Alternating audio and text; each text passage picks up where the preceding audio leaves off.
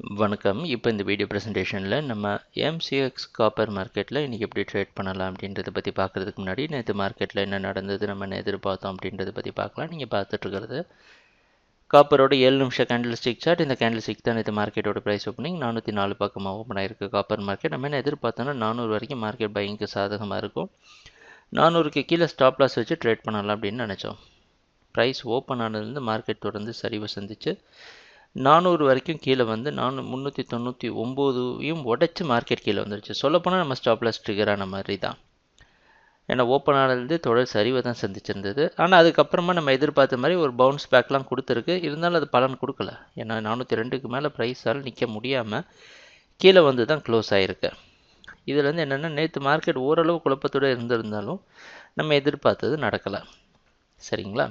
இன்றைக்கி market நேற்றுங்க close ஆச்சு. அது பக்கமே ஓப்பன் ஆகிறதுக்கு வாய்ப்பு இருக்கிற மாதிரி வெளிநாட்டில் இருக்க காமெக்ஸ் மார்க்கெட் வச்சு பார்க்குறப்ப தெரியுது. அந்த அடிப்படையில் தொடர்ந்து மார்க்கெட் பையிங்க்கு சாதகமாக இருக்கும்னு நம்ம எதிர்பார்க்கலாம். ஏன் அப்படின்னா ஒரே நாள் வந்து மார்க்கெட் ட்ரெண்டு மாற்ற போகிறது கிடையாது. ஆனால் இந்த 400க்கு மேலே ப்ரைஸ் நிற்கிறது ரொம்ப அவசியம். ஏன்னா 400க்கு மேலே ப்ரைஸ் தொடர்ந்து நிற்கலைன்னா ஒரு பெரிய கரெக்ஷனை நம்ம எதிர்பார்க்கலாம். இப்படி ஒரு குழப்பம் இருக்கிற காரணத்தினால நம்ம என்ன பண்ணலான்னா ஒரு 2-3 நாட்கள் வெயிட் பண்ணி மார்க்கெட் டைரக்ஷன் தெளிவாக கிடைச்சதுக்கப்புறமா ட்ரேடிங்கை ஆரம்பிக்கலாம்.